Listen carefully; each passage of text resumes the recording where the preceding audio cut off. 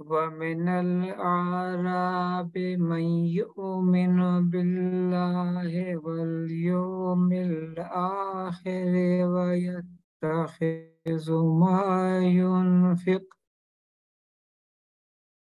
ويتخذ ما ينفق قربات عند الله وصلوات الرسول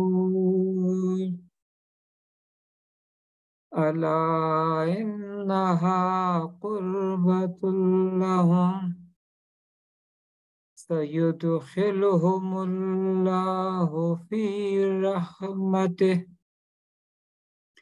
इन्नल्लाह गफूरुर रहीम। ये जो आयत मैंने तिलावत की हैं, ये सूरह तौबा की आयत नंबर 99 है। इस आयत में और कुरान मजीद में कम से कम 100 मरतबा याद, जिसे हम मेमोरी से तशबीह देते हैं, उसका जिक्र मौजूद है। इसका तर्जुमा मैं पढ़ता हूँ। और बाज़ अहले देहात में ऐसे भी हैं जो अल्लाह ताला पर और क़यामत के दिन पर ईमान रखते हैं और जो कुछ खर्च करते हैं उनको इंदल्लाह कुर्ब हासिल होने का ज़रिया और रसूलुल्लाह सल्लल्लाहु अलैहि वसल्लम की दुआ का ज़रिया बनाते हैं। याद रखो कि उनका ये खर्च करना बेशक उनके लिए मौजिब कुर्बत है। उनको अल्लाह ताला ज़रूर अपनी रहमत में दाखिल करेगा। अल्लाह ताला बड़ी मग़फ़िरत वाला, बड़ी रहमत वाला है। सदाकल्लाहुल अज़ीम। Okay, thank you very much today. First of all, I apologize due to some issues Professor Muneer was feeling from the last 10 minutes. Professor Muneer is graduate of 1983, Q7 from Quaid Azhar Medical College, Bahawalpur. He is MBBS, FCPS, and he is also MCPS, and he is also diploma in Secretary and Clinical Sciences. Professor Muneer is my class fellow, and he has worked as the head of the Department of Medicine in Quaid Azhar Medical College, Bahawalpur. And he is nowadays professor of medicine, and also he is owner of Bahawalpur and Medical and Dental College, Bahawalpur. Recently, Professor Muneer has selected as a faculty member of College of Physician and Surgeon, Karachi. And he has a lot of experience in medical education, master trainer at UHS and College of Physician and Surgeon. And he also remained the vice president of Pakistan Society of Internal Medicine. This webinar, that is the continued webinar, this is the 66th webinar of Pakistan Medical Association. And this is in collaboration with Pakistan Physiological Society, Azad Jammu Kashmir Medical College, Muzaffarabad, Women Medical College, Abbottabad, Pakistan Association of Pathologists, and South Asian Association of Pathologists. Now it is over to you, Professor Muneer.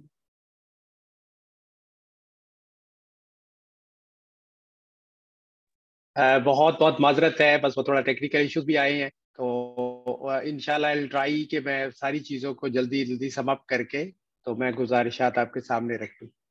So let's start how to revive memory with advancing age, because it's very sensitive topic and people are usually concerned with it.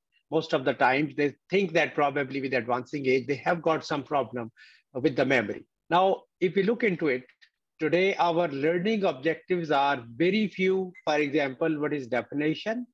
Then type of regenerating cell, structure of a neuron, theories of learning, elaborate revolution conditioning in learning, and similarly memory and its subtypes, identify the factors of decaying memory, identifying memory enhancers, and discriminate positive and negative neuroplasticity, elaborate various brain and neurophysiological exercises to cope with anxiety and depression. So let's start with the definition. In psychology, memory is an organism's mental ability to store, retain, and recall information. And it's just like as we are looking at butterflies coming and going back, it is just like information is being retained, stored, and ultimately it goes away. If we go further, before that, I'll just bring your attention. That is type of regenerating cells. These are 3 in number. Number 1 is labile cell. Number 2 are stable cell, and number 3 are permanent cell. The classical examples are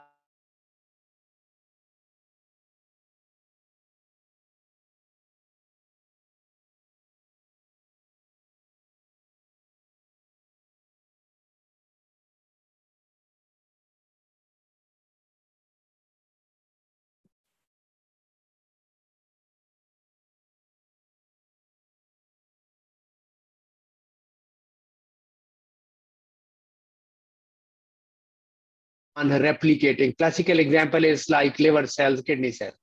अगर उनको stress मिलेगा तो वो replicate करेंगे, otherwise वो stagnant होते हैं, क्विजेंट होते हैं, स्टेबल होते हैं. Third one is what we call as permanent cells, और उसके बारे में कॉन्सेप्ट सबसे अच्छा ये है, जैसे हमारे रेड ब्लड सेल्स हैं, these are permanent.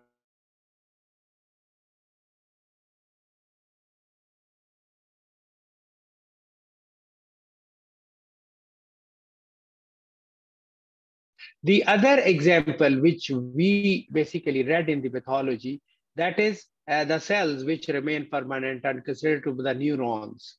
Now, neurons are considered as permanent cell, but with the advancing studies and researches, it has been found out that these permanent cells, they have got certain very, very important aspects which could be regenerated with the passage of time. Now, first of all, I bring your attention, kind attention, toward the area where memory is basically stored. That is in the hippocampus, amygdala, cerebral cortex, and there are millions and millions of neurons along with the neurotransmitters which are basically included in that. If we look into the model, which was basically laid down in 1968, this is called as modal model. This is multi-store model. And it was considered that the memory is just like compartments. These are like, जैसे आप सोच लें ना, 3 बड़े-बड़े compartment बने हुए हैं. एक पहला कंपार्टमेंट है, उसमें एक इंफॉर्मेशन आती है, तो वो स्विच ओवर करके दूसरे में चली जाती है और दूसरे से फिर तीसरे में चली जाती है.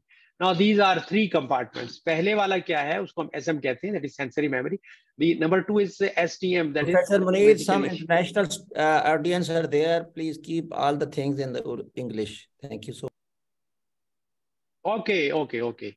So number 2 is STM, that is basically short-term memory, and third one is long-term memory. So these are 3 very, very important steps, I would say. If we look into the sensory memory, these are 2 very, very important aspects. One is iconic memory, the other is echoic memory. Iconic memory is what basically we are looking at, and echoic is basically the voice, the sounds which are considered to be included in it. What we list is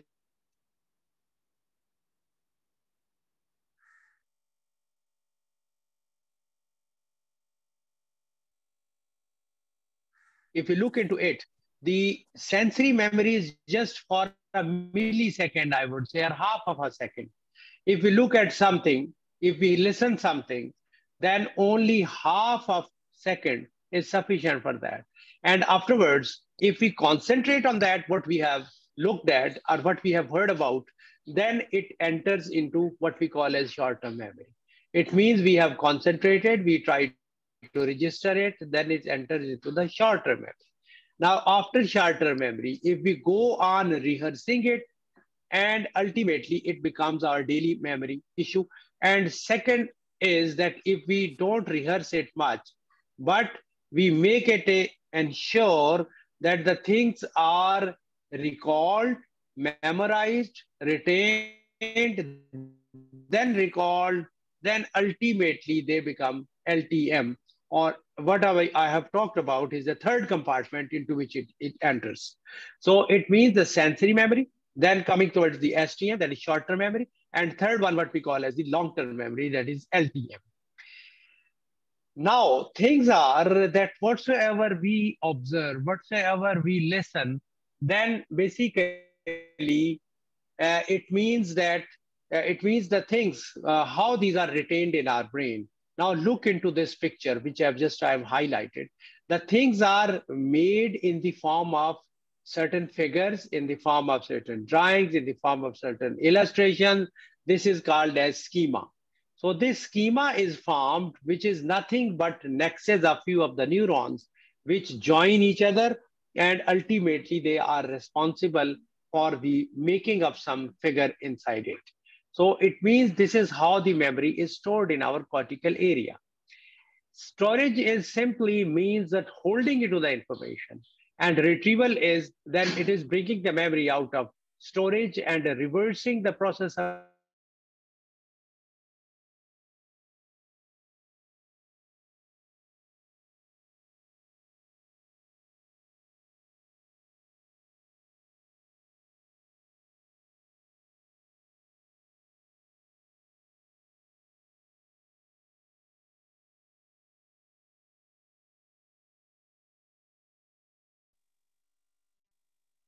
now the brain areas which are included in memory. If we just concentrate on the Dr. affective Muneer, system, आपकी then is आवाज the clear नहीं STM, है. long-term Dr. memory is Muneer? quite in the depth, and then are the motor system. Dr. Muneer, we lose Hello. you. The sound, there's some problem. There's a glitch in the voice. Okay. There are lapses. We don't hear you properly. Okay. Is it okay now? Is it okay now? Yes, It is better okay now. now, but sometimes there is a breakage. Yes, we are. We are. Okay, okay. Should I continue? Yes, yes. Okay, okay. Now, heading towards the long-term memory, it is basically anything you remember that happened more than a few minutes ago. And long-term memories aren't all of equal strength. Stronger memories enable you to recall an event, procedure, or fact on demand. This is very, very important. Now, it depends what kind of long-term memory you have retained. Basically, it all depends upon your emotions and the level of catecholamines at the time when you actually try to collect that information. For example, there is a bad event in one's life. So that basically have a great surge of catecholamines. And this gives a great strength towards its registration as compared to a lighter moment in which you are basically not very much emotional. There is not much amount of catecholamines released at that time. And it means the strength of registration depends upon the underlying hormonal status and the emotional, what we call as hybridization.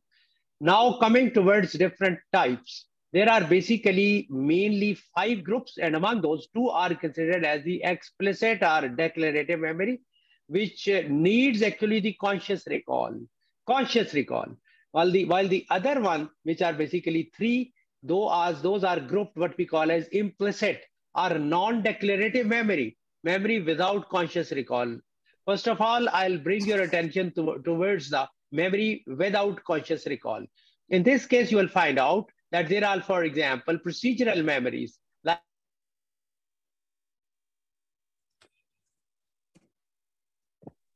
Lost your voice again. Professor Muneer, your voice dropped again.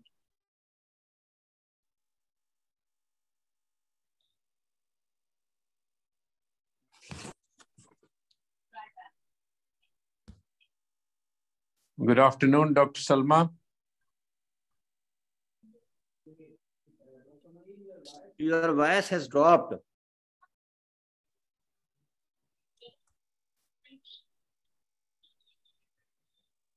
Are you listening now? Please let me know. Dr. Bukhari? Yes, but sometimes there drops and now it is okay. We are hearing you.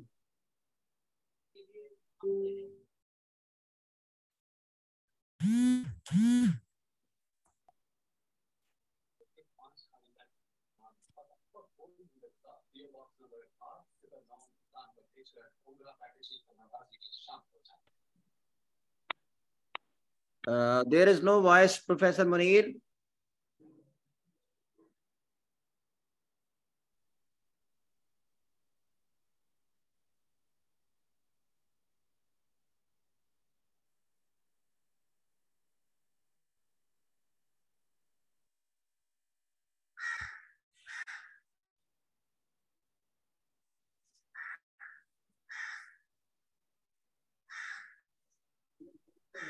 Connecting again.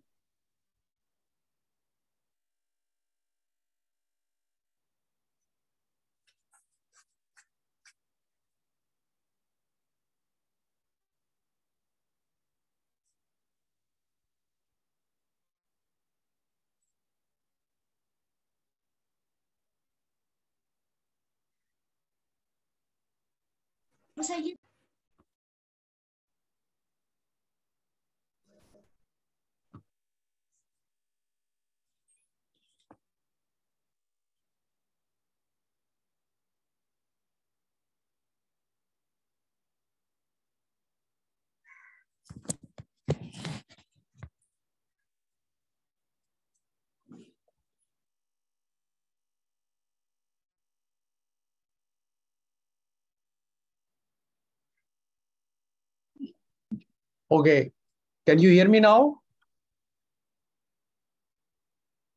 Yes, we Anybody? can. Yes, okay. That's great. Please share the screen. Yes. Now bringing your attention again towards the explicit or declarative memory, which needs basically conscious recall.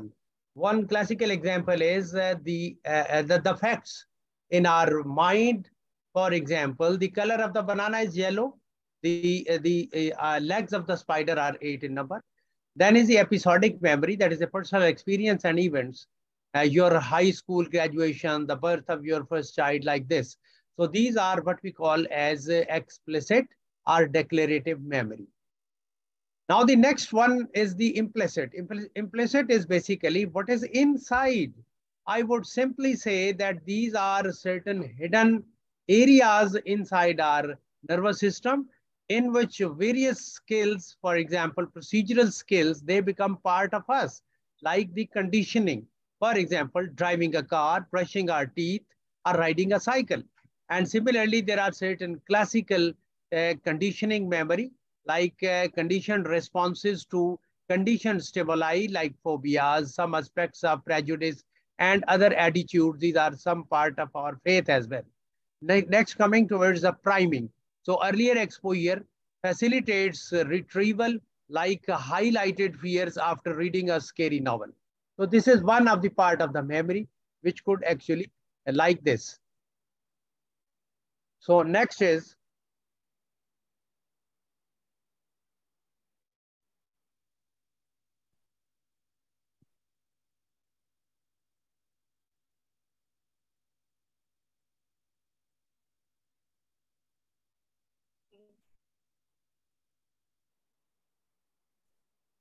Sir Muneer once again dropped.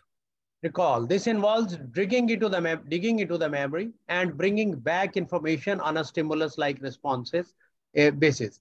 Now, recall phenomena are of 3 types. One is called as free recall, the other is serial recall, there is cued recall. Free recall is when no cues are given to assist retrieval, that is recalling haphazardly. For example, you are getting and recalling one information and then switching to another one. Similarly, switching to another one. So these are not serial one. Serials are when items are recalled in a particular order. Then cued recalls are when some cues are given to assist retrieval. It means that you basically associate certain areas, certain kinds, or certain things which are basically a cue for retrieval of the memory. That is a stimulus by which whole of the memory could be recalled. Similarly, there is a phenomena of forgetting. That is again graded into 3. Number 1 is a decay, which is very simple. A problem of storage operates in STM if not rehearsed. Very simple. If you don't want to keep one information and it is in the form of, for example, short-term memory, then if it is not rehearsed, not recalled, then definitely these are decayed. Then coming towards the interference, if there is a problem of retrieval, it means that there were certain series of information, but there are interferences by some other information among them. This is how basically once we recall something and ultimately we switch over to some another, and another person actually tells you, okay, this was not the sequence of events. These are quite different. So this is called as interference. It means the information is interfered with some other facts or some other information. Then is the motivating, forgetting, repression. This is what basically we want to get rid of some memory. So this is how it is decayed. Then bringing towards the attention of Pavlov's experiment. It is very classical. Everybody knows. I will just quickly do it. So first of all, it was basically highlighted by Pavlov, who was basically a Russian psychologist who got the Nobel Prize in 1904. What is classical conditioning is in which basically what was the powdered form of the meat that was offered to the dog, and dog started salivation. So it means on stimulus, there was a response. And afterwards, it was interfered by the bell as well. So it means that powdered meat was there, but before offering the meat, it was basically ringing of the bell, which was preceded by that. And the stimulus ultimately changed from the meat towards the bell.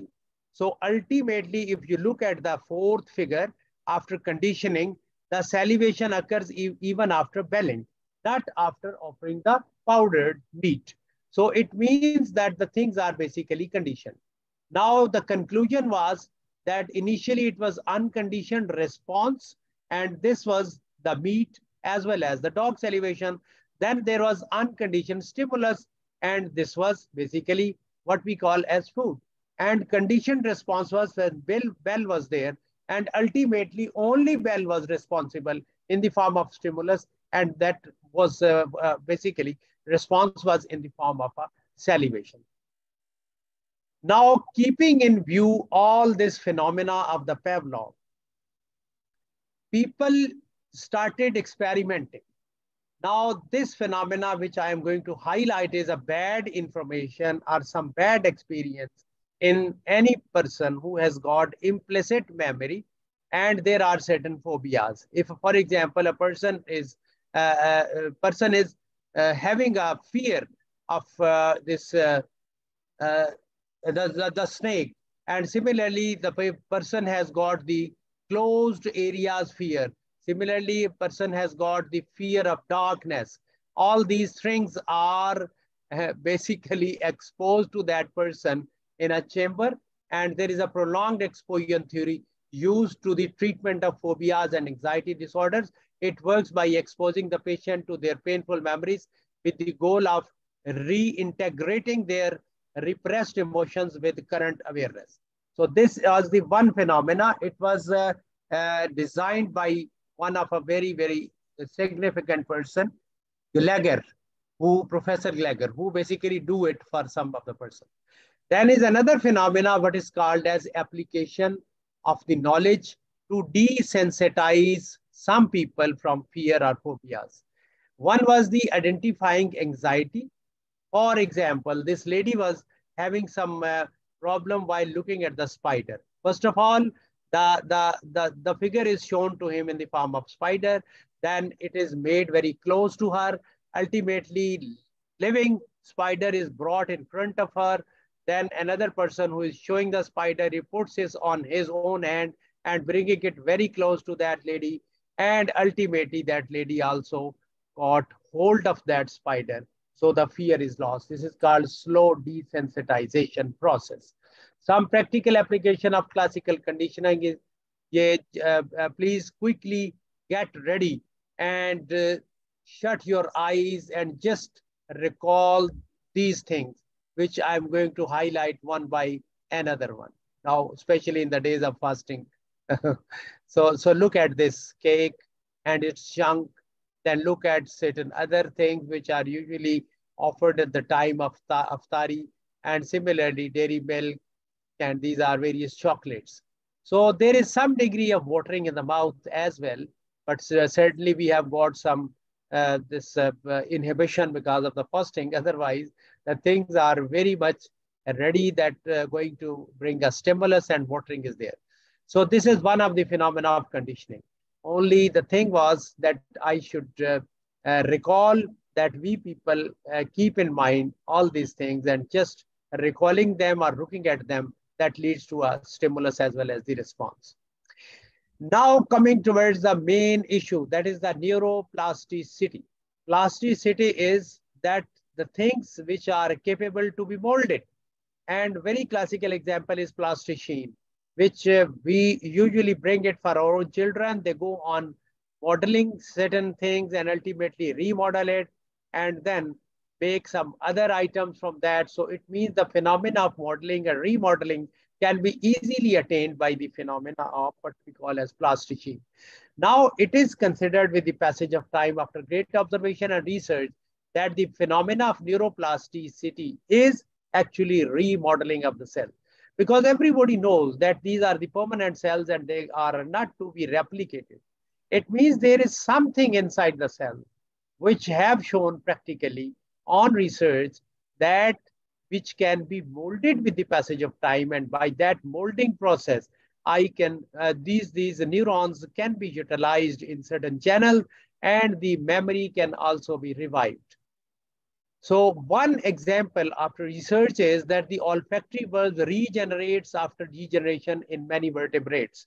These were certain experiments done on vertebrates, and it was found out that if you go on ablating certain sensory areas in the olfactory area of the nose, then the olfactory bulb, they go on regenerating and become bigger with the passage of time just for the conscious appreciation of the olfaction. Similarly, hippocampus hypertrophies has been observed in taxi drivers. That was the experiment was done in London, and those people who were taxi driver, they were using certain maps for their special arrangements as compared to the bus drivers, because the bus drivers, they go on main roads while the taxi driver has to look into very, very small streets as well. So as they go on using certain maps and multiple engagements, and similarly the navigation, it took longer as compared to bus drivers, which basically go on normal routes. So there was definitely observation in the hypertrophy of hippocampus in those patients by PET scanning. Similarly, left side of the brain dominates in all right-handed persons and vice versa. Another example is addiction. The area which gives good effects due to body's own hormones no longer works and is taken up by the addiction. This is also very good observation. A tragic stroke that left his, this is one example, a tragic stroke that left his 68-year-old father paralyzed and inspired. So that is to be looked at. His brother, a physician, rehabilitated him and he recovered well. He believed that the under conditions of interest, such as that of competition, the resulting movement may be such more efficiently carried out than in the dull routine training in the laboratory. Now I will bring your attention, which is part of physiology, that is the homunculus, that is a demographic representation of different parts of the body on the cortical area. Now this is showing the superolateral surface of the brain and the midline as well. And we know that the distribution is quite enormously elaborated over here. Now look at this area of head, which has got quite larger area allocated in the demography of this, this cortical area of the brain. And similarly, these are the leg area, which are basically falling into the midline bilaterally. So I will give you an example. What happens? Now, these things have been studied, that if there is, for example, an area, skin area of A and skin area of B. Now, both have got different areas of perception, sensory area. Then the afferent fibers, they go on to the cortical areas ultimately. After passing through this thalamus and then going passing through the spinal cord, thalamus, and then to the cortical representation. Now, what happens if we basically skin area, which is skin area B, it has got innervation, denervation, then what happens that there is sprouting of certain other dendrites in the area which were supplying the A. And ultimately, they also started taking over the function, which was basically absent because of the denervation of the part and the component of the afferent area, which was taking the reception in the form of sensory area of skin A, skin B. So this was the one example. Hopefully everybody has noted down. Now coming towards the this phenomena. Now the current concept is that either there is enhancement of existing connections or there is formation of new connections. Now how does this happen? If there is increased afferent input on one side, it means that it is a repetitive activity on one side. What happens? That new synapses evolve, leading to increased excitation. It means the very close areas of the neurons, which are in close association to the first one, they go on taking up the function to some extent. And if you go on rehearsing it, you go on practicing it, then ultimately this part also becomes the integral part of the initial synaptic area. Now coming towards another thing, if this is what a piano is being operated by a person, and it has been observed that the cortical representation of the hand that increased with the passage of time, because new connections are developed due to altered or different or newly designed movement of the fingers as well as the hand. So this area basically enhances with the passage of time. Effectiveness of a synapse can be increased by at least 3 durations. Number 1, seconds and minutes. These are STM, hours and days, intermediate term memory, and months and years, long-term memory. Such changes can take place at 3 cellular locations. Number 1 is the presynaptic terminal, the other is postsynaptic membrane, and third one is the postsynaptic nucleus. Now these are 3 areas. If we go on rehearsing, recalling, repeating the things, then these 3 areas remain active. It is just like as if we are basically living in a house, then we go on keeping the things in order. But if we don't live in a house, then definitely the things become disordered. And ultimately the process of decaying, it starts with the passage of time. Now coming towards the musicians and non-musicians, it has been observed what I have just told you, the point of 2-point discrimination, because these are the cortical sensations. And you know that point discrimination, 2-point discrimination, localization, these are the cortical sensations. And this is basically dealt at the cortical area. Now those persons who go on utilizing this piano as compared to those who are non-musicians, it was observed that their 2-point discrimination threshold has become decreased. Looking at those these columns which are highlighted over here, you will find out that the threshold is quite little one, quite decreased as compared to those who are not musicians. It means those who are not using their hands and fingers like this. So this gives a very good clue that this was observed in 2004 by Rogers et al. Now this is one of the reference, and they have found out that there are definitely decreased threshold for 2-point discrimination. This is very good example. Now coming towards the this sprouting phenomena. Unmasking I have already done. Sprouting phenomena is something different. Sprouting is that if there is, for example, a dominant pathway on one side, and there is a parallel pathway of neurons with comparable role. Now what happens? Now look at another figure. For example, there is a lesion to dominant pathway. What happens? That the associated area, which is in close vicinity to that neuron, that becomes unmasked and ultimately go on increasing the connectivity with the previous channels. And this activity is basically taken up by the next. This is what I have shown you in the green area. Now this green area has taken up this command, and ultimately the channel is rechannelized. Now coming towards the cell body and axon. Sprouting occurs following damage or denervation to the nervous system, and is the growth of new axons from cell bodies forming new pathways. Now this is what happens once there is an injury. There are nerve growth factors which are released, and they basically stimulate very closely associated neurons. So if there is, for example, some denervation, then neurotrophic factors or nerve growth factors are released. They are polypeptides and capable of promoting neuronal survival. So this is an excellent example. Then is another way of sprouting. This is how basically this yellow area is responsible. On one way, the channel coming down, and the other way, there is, for example, an cell injury over here, which leads to cell death.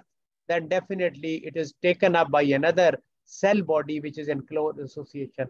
So cell is re-innervated from alternate stimulus.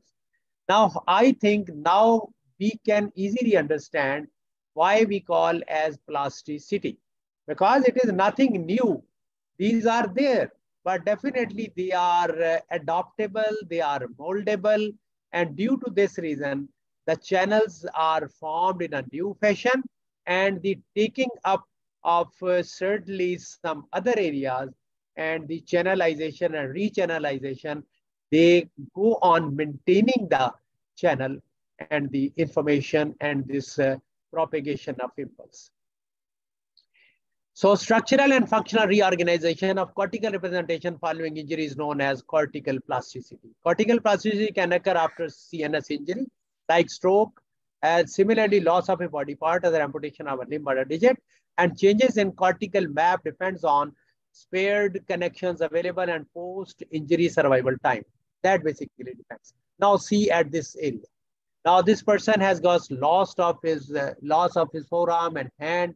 Now the cortical plasticity after arm amputation, what happens in a person with a missing upper limb? So that represents that somatosensory cortex shows the hand area becomes reorganized for representation of the face. Now look at this. Similarly, in a complete paraplegic patient, after 6 months or more extensive use of hand with the least or no leg movements result in plastic invasion of cortical hand area on the leg area. I'll just bring you back. Now look at this figure. The homunculus represents hand area, which is quite restricted to a smaller area. And now coming towards this, the hand area has taken up and it is overriding now towards the rest of the body. Similarly, PET scan study demonstrated extension of cortical hand map into the cortical leg map. Now, axonal sprouting, I've just told about it. It is just a slightly more explanation. In axonal sprouting, healthy axons sprout near nerve endings that connect to other pathways in the nerve system. This can be used to strengthen existing connections or to repair damaged parts of the nervous system by repairing damaged neuronal pathway and restoring them to fully functionality. It means if there are certain damages, then the sprouting is responsible for the transmission of neurotransmitters. Because it is a matter of neurotransmission. If these vesicles, they are able to reach at the RF areas, then definitely axonal transmission also occurs and the information is being transmitted and propagated in the form of impulse from one area to another area. So neuroplasticity means it. Now let's coming toward the definition that it is the ability of the neurons to change their function, chemical profile, that is the amount and type of neurotransmitter produced. Our structure is referred to as neuroplasticity. The plastic changes the neuron can occur physiologically. Now it is very important. Physiologically is when you go on enhancing, repeating, rehearsing certain things, then definitely you go on enhancing the functioning ability of that channel. And if there are certain alterations, certain changes, certain decaying in that area, then the associated areas of the neurons, they pick up the function and ultimately they also become part of it. Then coming towards the pathological. So pathologically neuroplasticity, I have already given you certain examples. If there is some injury or disease of CNS, then definitely it is taken up by the associated or allied areas. Now coming towards the end. After conclusion, I would say, what would be the outcome of today's discussion? Till now, I have concluded that it is something moldable, which was previously considered as something which is once formed, remain forever. This is not the situation. We have found out that this really works like a plasticine, and there are certain associated neighbors which help in maintaining the connections, even enhancing the propagation of impulses. And similarly, there are certain areas in which sprouting occurs and they also take up the responsibility. And similarly, we have also concluded that if we want to increase the memory, then we have to go physiologically. It doesn't mean that we have to wait certain things now. Definitely, if we go on repeating certain things, then definitely the channels, they remain healthier.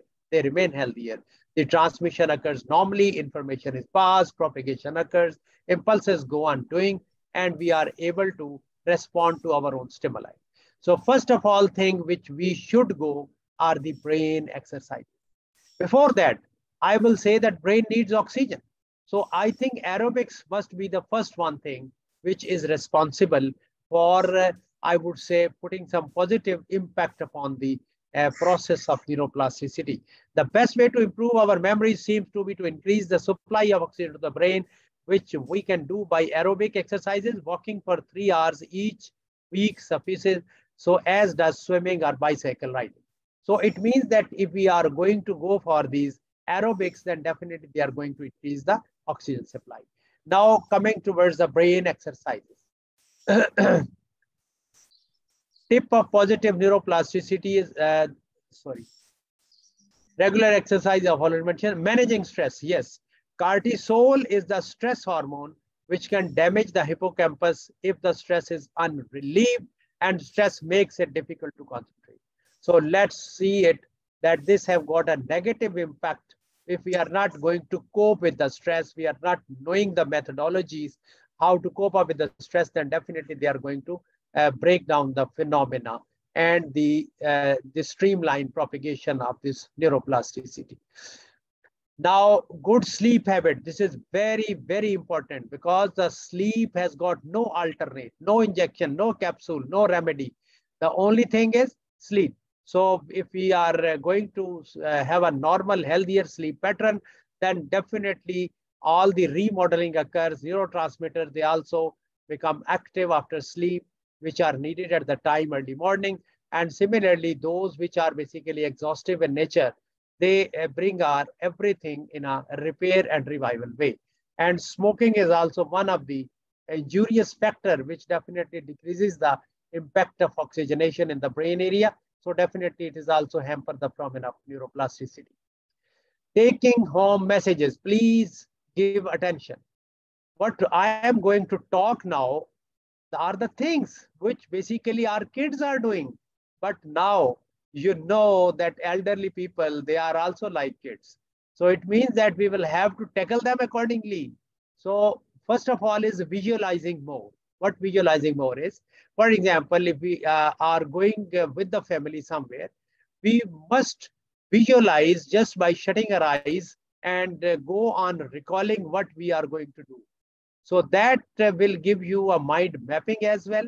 And ultimately, they will be definitely a good stimulus by which you will be able to bring the channels under one umbrella.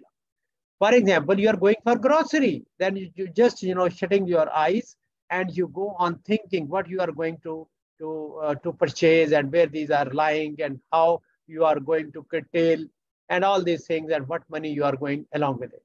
Similarly, playing memory card games. It looks like that if we are going just like phenomena done by our own kids, but this is going to enhance the phenomena of physiological repetition. Then is practicing crossword. What will it happen? It is going to give you a great input that you are trying to recall certain letters and ultimately making the words. And in this way, definitely you are going to practice the things and the channels are basically strengthened. Similarly, completing jigsaw puzzles. Jigsaw puzzle is again another way to go for brain exercises. Then playing chess, playing checkers, playing video games, and socialization is another thing which need to be rehearsed time and again. Because socialization, you make new connections, you cherish and re-cherish. You recall certain things, recall them, and ultimately verbalize them. Yeah, some way or the other, you are going to play with them, and then you collect new memories, and ultimately the previous memories definitely, definitely these are going well with the passage of time. Increasing personal vocabulary. This is another thing which can be done. Then taking up engaging hobbies. Similarly, very, very simple, very simple. If we are going to do for the gardening, this is an excellent thing. If we are engaging ourselves, then definitely they are going to enhance our memory. And engaging supports, because supports definitely help you out that how you are going to make your equilibrium very much according to your desired outcome. And this is how you basically put your certain parts of the body in that particular state. And this also gives a good stimulus for the neuroplasticity. Now learn to play an instrument. And for ourselves, we are doctors, we are professionals. So if we are going to learn new skills with the passage of time, like BLS, ACLS, ATLS, and many other things, the skills which we are going to know with the passage of time, then definitely different parts of our body are involved and different other integrations are done. And ultimately, we make new channels. So these new channels help out the previously already occupied channel and make certainly new connections and new responses to those particular stimuli. So these are associated and allied phenomena which can be definitely parallelly done along with the previously developed skills. Then visit a different part of the city or state or a country. So if you are going to see something new, then definitely you start getting more information. And those are new information which are kept in your mind. Then go to a museum or a concert, then cook new food. This is again a new challenge. That if you go on definitely making a new food, then certain ingredients in proportion are done, and ultimately we are going to get a desirable, very good answer at the end. Then is practicing mindfulness. So it means that you basically negate certain things which are going to affect your concentration. So if you are mindful, then definitely you go on rehearsing on the same physiological channel. Experiment with 3 good things. Try brain aerobics. Use your alternate hand for brushing your teeth. I would ask all the audience, has anybody ever tried that is brushing your teeth with the alternate hand? This is one of the phenomena. Please do it. Go ahead for repeatedly, and you will find out that definitely it is going to enhance your phenomena of neuroplasticity. Then dress while keeping your eyes closed, and buy groceries at a different stores. If you are going to the same store time and again, you know where the things are lying. But if you go into a new store, then definitely you find new connections. Then is the navigation skill, learning new language and meditation. These last 2 things I would highlight as a Muslim, that learning new language, I would request all of you audience, which you are already doing, is that the best way is that if we are going to consider the Arabic language as one of the new language, because that is a strange language for us, that's a new language for us, that if we are going to practice it, then definitely it is going to enhance the neuroplasticity, and it will also give us a spiritual strength. And meditation is again, the best meditation is zikr Allah. So if we are going to go for the zikr Allah, then definitely this is one of the way that we are focusing, we are concentrating, we are physiologically enhancing our channel. Thank you very much for your patient listening. And I am again apologizing for some technical faults. Thank you so much, Professor Muneer, and really it was a nice lecture, and especially at the age of me, about after 60, we feel so many problems. And really, I hope these all tips, take-home messages will help us. Okay, before any other person asks the question, I will ask some question from Dr. Muneer. What is the role of sleeping? Because in the sleeping, because whole the memory is a part of our working of the brain, and whole the day when so many garbages in our brains are accumulated, and with sleeping our G lymphatics starts working. What is the effect of the sleeping on the revival of the memory, or increasing the memory, or retrieval of the memory? Professor Muneer? Yes, it's a very good question, and you have already highlighted that there is a certain pile up of garbage as well, because the things which are being practiced at the daytime, that definitely certain debris and certain other things which are basically present in the neurons and their cell bodies. Now, these things, they need certain rest as well. And number 2 phenomena is that once we are sleeping, then definitely we are not also eating anything. It means that our own body is totally dependent upon initially on glycogen, later on fatty acid, and afterwards upon the amino acids. Now, these are the things of certainly mandatory fasting is also done.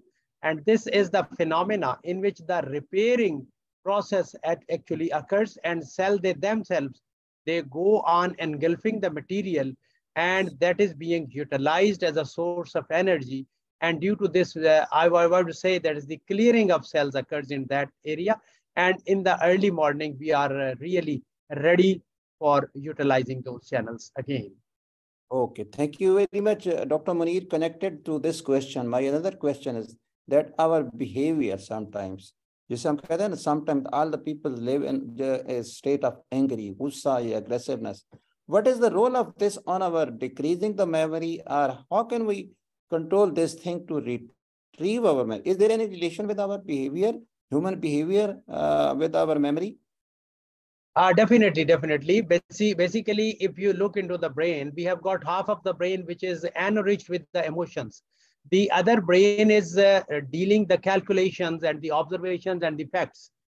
If, for example, we are already dominating with the anger, then there is a surge of certain hormones in the body, and you know there is a surge of noradrenaline. This is also one of the hormones, and this suppresses those hormones which are enjoyable, like other hormones and neurotransmitters, and definitely it dominates the calculation area. It basically dominates over the area which is going to get the facts and the information and the recalling, all that phenomena. So if you are in angry state, then due to overwhelming response of half of the hemisphere, the rest of the hemisphere, which is used for wisdom, it's not going to act. Due to this reason, we always say that don't decide anything, don't command anything if you are in anger. So if you want to bring your body out of stress, only this is the condition in which the other hemisphere will go on working. Okay, thank you. Dr. Muneer, I was once listening your lectures, similar lectures, and you told how to retrieve and increase the memory. One thing is that do not use one shop for the grocery and do not use the same pathway always. What is the effect of this? Basically, I told you one thing. I think in that lecture, I also gave you one of the examples. If for example, you are living in a room in your house, and there is no area of escape from that, and God forbid there is a fire, you don't find anything, any area to come out. And similarly, if you go on building areas for your escape, what we call as emergency exits, then definitely you will find it out. When you are basically using the same channel time and again, then you don't develop associated and allied areas of escape. But if you go on getting more information to a strange area, then certain allied channels are formed in close association to your own house. So those are the escape areas. It means that you build up more memories. And if you are feeling some difficulty in your previous channel, then the allied areas will help you to come out of that situation, and the phenomena of recalling become easier. So it means we should follow the same channel, but if we want to increase the memory, and if you want to take away the Alzheimer from you, then make new channels and new channels. And definitely these people, they definitely make the Alzheimer quite away from them. But if you go on using the same channels at the spinal level, then you are getting a chance of forgetfulness, and Alzheimer also comes early. Okay, Dr. Muneer, you remember the Professor Noor Ahmad Noor. Once he was taking the class in a lecture in our class, and he told one thing, I think you will remember it, that if you want to keep your memory, or if you want to learn anything, you repeat anything for 7 things. It means, according to our respected teacher, may Allah bless him, that it is the only repetition and repetition. If we do not use our brain, it means we will lose our memory. Is it okay? I'm right? Basically, the phenomena of memory is first of all registration, and then is the recalling and repetition. Now, these are 3 things by which we can enhance our memory. First, 4 most important thing is registration. If you don't have very good registry, please don't try to recall. Nothing will come out. What he was telling us was the proper registration. If you go on repeating the things at its outset, initially, once you got the information, it means you are basically registering the things time and again, what is called as semantic memory. And then you can only recall and you can repeat it. Now, if you want to increase the memory, then best way is that you remember something with good registration at time, especially at night. And once you come out of bed, then try to recall it. If you are able to recall it, then believe you me, it will be definitely recalled time and again. But if you are unable to recall it early morning, this is what the Hafiz-e-Quran people, they are doing. They basically remember these things once day before or night before, and early morning they go on repeating. Now, this is one way how you can increase the semantic memory. Number 3 is you go on recalling after 1 week, then after 21 days, and then after 3 months.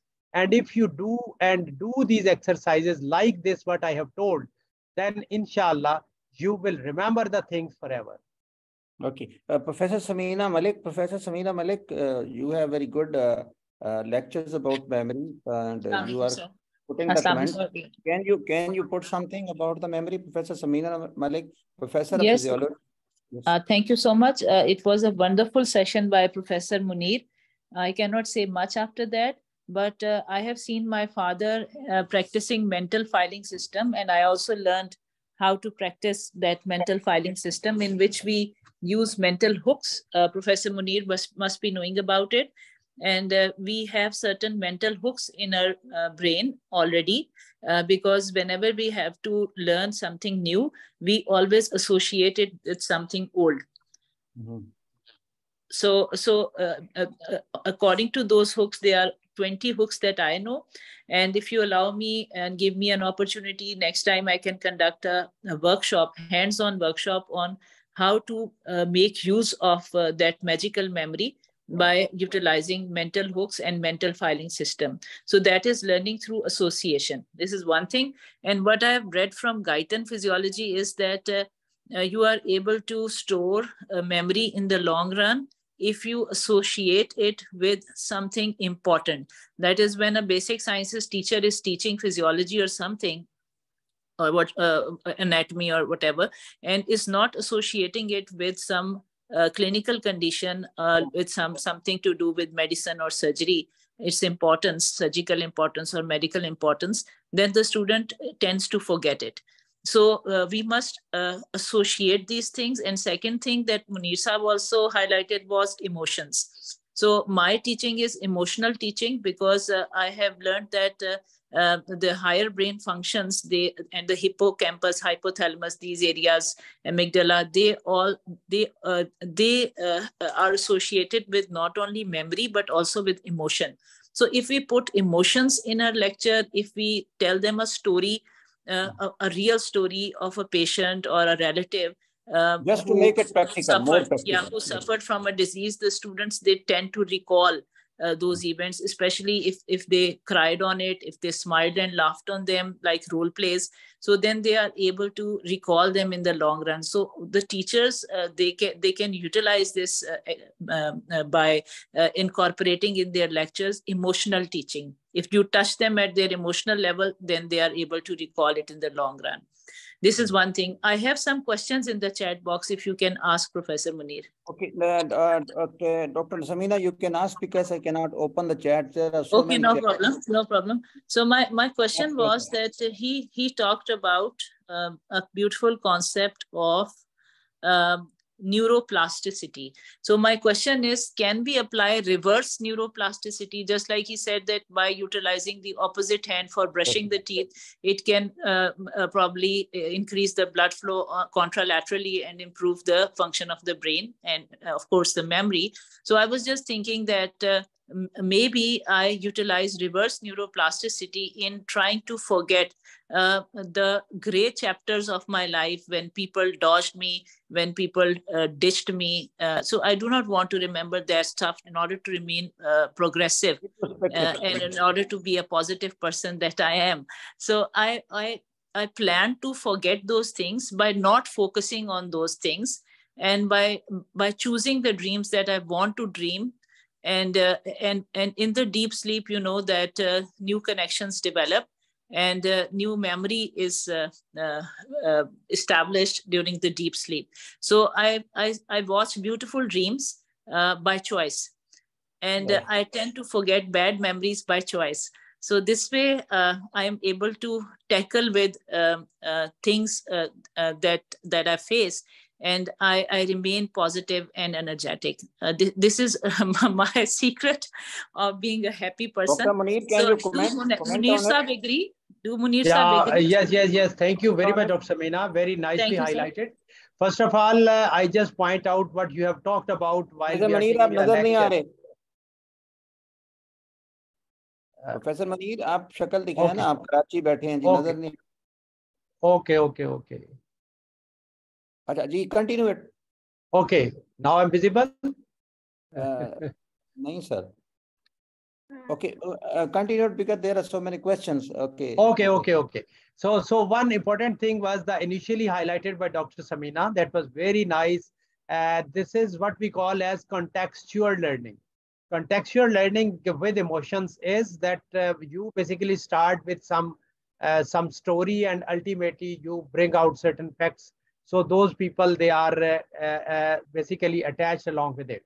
And similarly, making these basic subjects allied with the clinical implications in life. So those are the things which make it contextual learning better. Similarly, the phenomena of what we call as reverse neuroplasticity is that there should always be a zone of inhibition in your mind. Yes. So if you actually want to get rid of some bad memory, then you please go on actively putting it into your zone of inhibition, and don't try to recall it.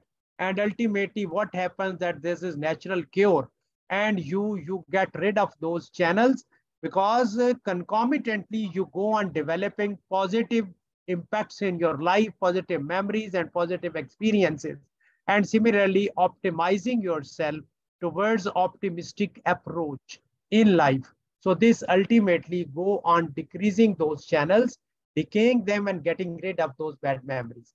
Very nicely elaborated by Dr. Samina. Thank you so much. I was doing it, but I did not know what I'm doing. Thank you so much for letting me know what I was doing. Samina, similar to this, Professor Ayub is professor of physiology. He is mentor. He is always with me. Whenever I am facing some bad incidents, or I am angry or something else, I do not show this thing. Professor Ayub always guides me, sir, forget it. Because the forgetting is a good thing to retrieve your memory. If you will not forget, Professor Ayub, are you there? I think Professor Ayub, Professor of Physiology will be. He is just like my teacher. Forgetting, Dr. Ayub? Professor Ayub? Yes, sir, I am listening to you. Okay. जी sir, आप मुझे अक्सर कहते हैं ना sir, भूल जाया करें. What is the effect of this on the memory? Ayub साहब? Memories में एक limited, we have a limited amount of memory with us. If we put some bad memories on that, the space for good memories will be shortened. So it's better to forget the bad things and remember the good things. इसलिए मैंने Friday वाला भुला दिया. Okay. Now, the question, Dr. Rashid Saab, you have raised the hand. Yes, thank you very much. I have got a question and addendum and a comment. First comment, Muneer Saab, it was an excellent lecture. I am also a teacher of physiology, and you refreshed my physiology. You could have shown only 2 last slides, take home message, but that would have never been memorized and consolidated, and the way you explained, it has now plasticity itself.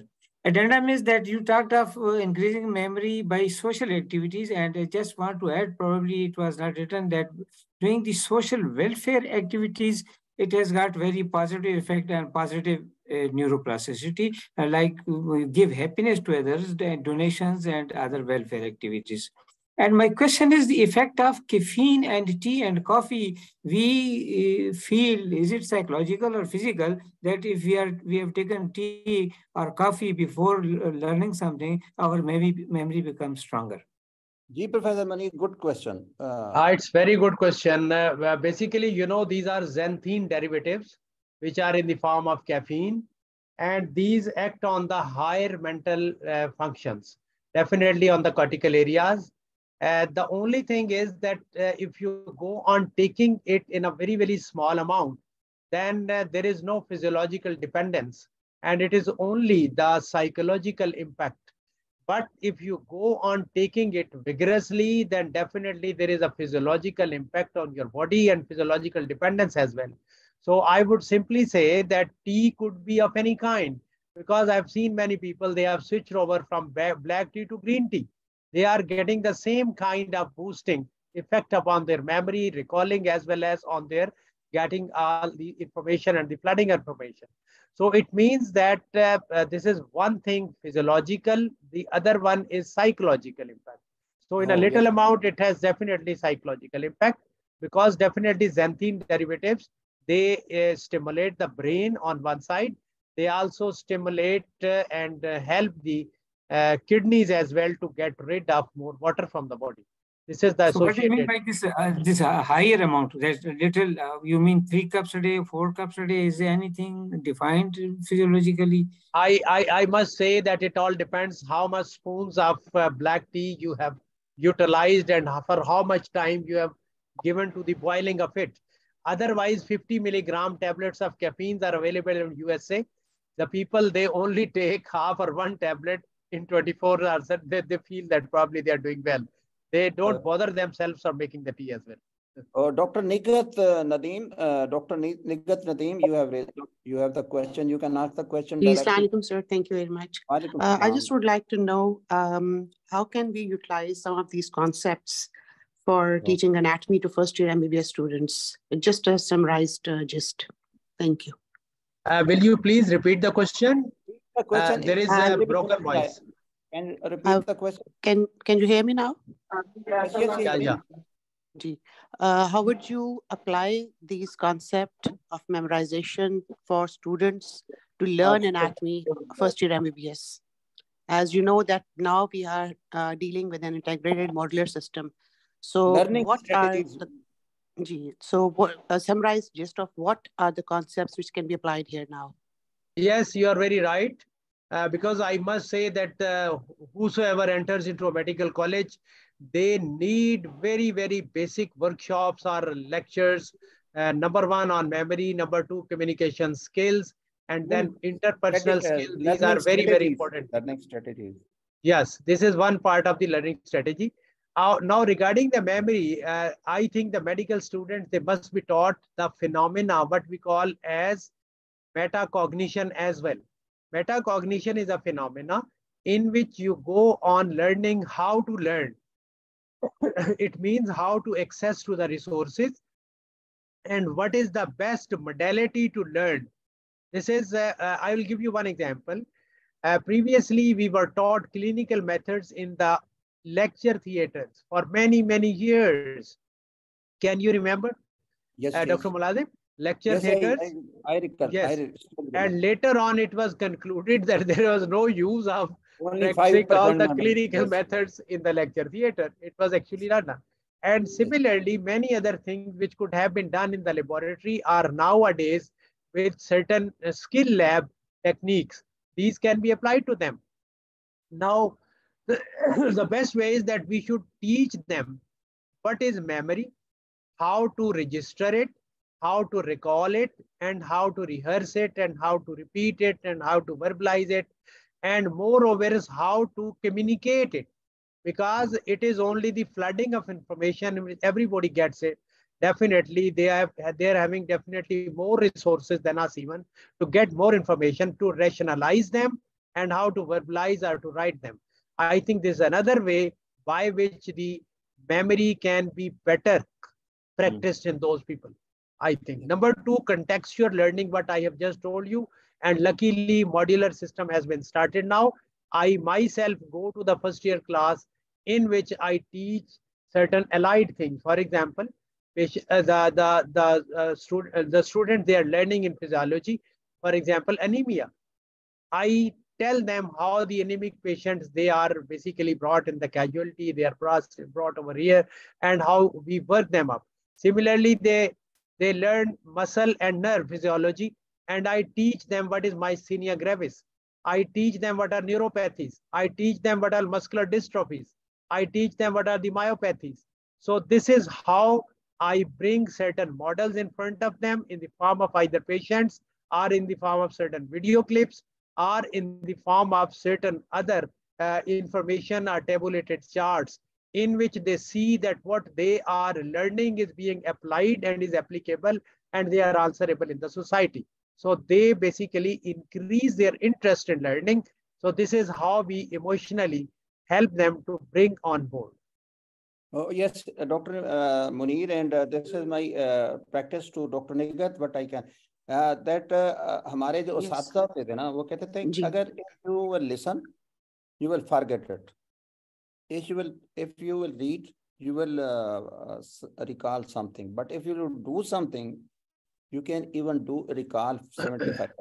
Actually, same as the we are using these strategies in the modular system. Dr. Tahreem, Dr. Samina has given the question. Dr. Tahreem, Zulfikar. Yes, sir. Ji, sir. Assalamu alaikum, sir. It was a very nice presentation. I have a question from Dr. Muneer. I want to ask him, can he tell me that the practices that he has told to enhance the memory, at the end he has summarized some of the tips how we can enhance our memory. Are those tips applicable to a patient who has some pathological reason behind them losing memory?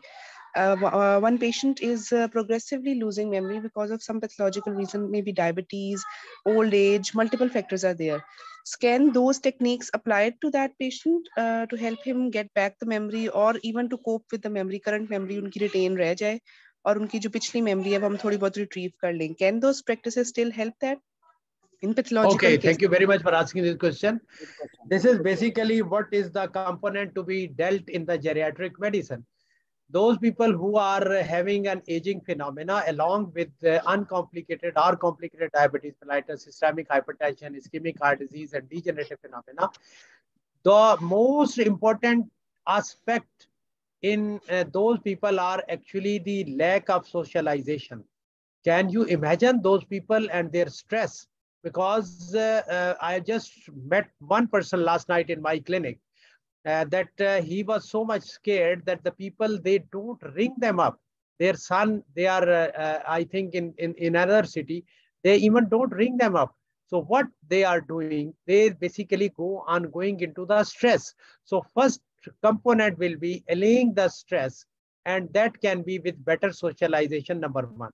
Number two is definitely all these exercises will help them, provided this is being done by some caretaker instead of themselves in isolation. Please try to see this. For example, you are young, I am, and Dr. Mulazam, if we can go out somewhere, we can have a chat with other person, we can have socialization and many other way of communication. We will forget that we are isolated. But those people who are almost bedridden, who are basically confined to one room or bed, and they don't have got interaction with other people as well, especially their kids and kins, brothers and sisters. So what will happen? They are basically always under one stress, and one thing is hooked in their brain, that who will come and when they will come to see me and ask me about my health. So I think if the very good caretaker is along with that person, attached with him, and best way is that if you have got grandchildren with you, then ask them to go on engaging those people into video games, into a certain crossword puzzles, and all these things simply could be done with those people, and these exercises will help them. But in isolation, I don't believe that they are going to do this. Okay, Thank Dr. you so much, sir. You have very nicely and accurately answered my question. I actually wanted to ask these aspects, and this is actually true. The person I'm asking about, he's actually decreased his socialization, and he's more isolated, and he even don't want to even talk to more people. So you have nicely addressed it. Thank you so much, sir. Thank you. Inshallah, next time we'll continue it. Next lecture is remission on the diabetes. Dr. Hina Tahir, because so many physiologists are better. Dr. Hina Tahir, can you add something? Dr. Hina Tahir from Azad Jammu Kashmir Medical College, Muzaffarabad. Yes, sir. I'm here. Assalamu alaikum, sir. Wa alaikum assalam. Sir, it was an excellent presentation. The topic was so interested that I was just very attentively listening to each and every aspect, especially जो sum up sir ने सारी exercises की, वो हमारे लिए बहुत ही ज़्यादा जो हैं वो इंशाल्लाह आगे भी useful रहेंगी. For the students. Yes, sir. Okay, okay. Dr. Saman, can you add something, Dr. Saman? Dr. Saman? Assalamu alaikum, sir. It was an excellent presentation. I was totally absorbed. Like Dr. Samina has just mentioned in chat box that we will have a next lecture Sunday, inshallah. After 1 or 2 weeks, this will have a practical workshop by the Dr. Samina. I have spent so many time with 4 years with Dr. Samina. Yes, I know how she Inshallah, sir. It would be a pleasure. Thank you so much. Okay, Dr. Saman, you are adding something. Yes, I was exactly adding this, that I've attended this workshop facilitated by Professor Dr. Samina Malik, and it was very helpful for all of us. So we would love to attend this workshop again. Thank you very much, Dr. Salma. Thank you, Dr. Salma. I would love to do that. Salma, over to you. And your last question, and you are conclude today's session. Inshallah. Thank you, Professor Mulazam Saab. This was a lovely talk by Professor Muneer Azhar Saab. It was really, really good. Before I give the vote of thanks, I would like to make a few comments.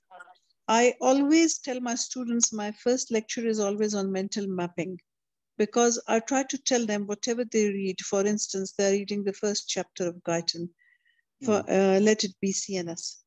I tell them don't read and reread. When you read one page, take out a diary or a notebook and you sketch that, or you write bullet points. That is a concept of mental mapping. You revise it on the 7th day because the whole chapter might take you 4 hours. But if you look up and you leaf through that diary, that will hardly take 5 minutes or 3 minutes. So whatever you're losing, whatever you're forgetting, it comes back to you. It is as if you're reading the whole chapter. And if you don't do it on the 7th day, your memory is lost by 50%.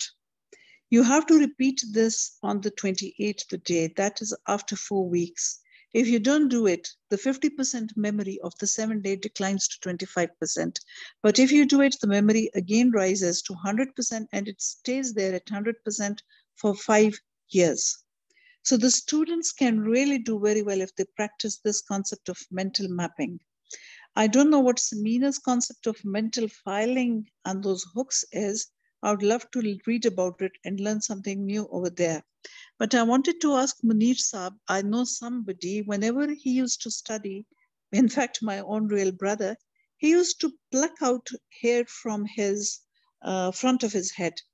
I think the pain used to send a stimulus by which he'd remember or record things in his memory, or it was just a tick, I have no idea. But I read somewhere that if people, many people, girls, tie up their ponytails high, so they have this pulling sensation and tugging sensation on their head, and then they retain things more. Can you shed light on this, Professor Muneer Saab? Okay, thank you very much for asking this question. I have seen a person who basically tie up his hair and then had got a hook in the ceiling and then tie it up with a rope. So once there is a sleeping, then definitely there is a stretch on the rope and ultimately wakes up. I think I don't believe that this is going to enhance your brain activity. These are, I think, must be certain tics. Yeah, because I have seen many people, they are playing with the mustaches, they are playing with the beard, they are playing with stretching even the hair of the head. And some people, they go on changing the facial expression. Some people, they go on putting this pencil and then tying it up and definitely they have got certain other things to do this. So I think these are certain associated subconscious repetition of certain things in the form of tics, I would say, because later on in their life, they don't do this. And similarly, if you ask them to sit in the crowd or in the public, they go and memorize the thing without playing with the hands, playing with the head, playing with the beard, playing with the mustaches. They do it always once they are alone. So I think these are the tics, and maybe they are going to have more focusing and more concentration. They are in isolation and ultimately they are getting more information. I think so. Many people have seen they go on. Doctor Munir ये बताएं कि बीवियों को याददाश्त क्यों नहीं खत्म होती? You know very well, they use more half of the brain, which is more emotional. Yes, yes. So that is one of the reasons that emotionally it is a semantic memory. Okay, thank you very much. Dr. Salma, can you conclude today's session? Okay, because it was thank you so much. Thank you, Mulazim Saab. Thank you for arranging this webinar today.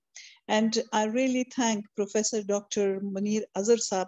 It was a beautiful piece of talk, and it has opened so many synapses in our brains at the moment. And we should work on recalling and improving our memory, because I don't want to decline into old age and become a vegetable.